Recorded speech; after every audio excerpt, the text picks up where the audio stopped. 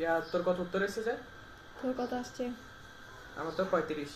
হ্যাঁ এটাই উত্তর। এটাই উত্তর? হ্যাঁ। তোদের হচ্ছে না উত্তর?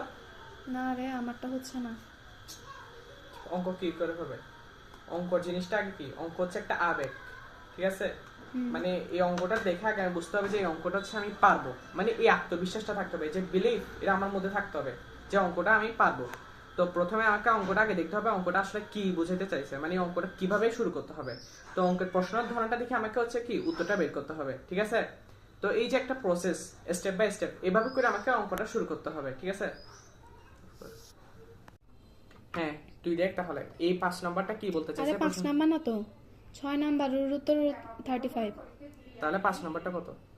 575।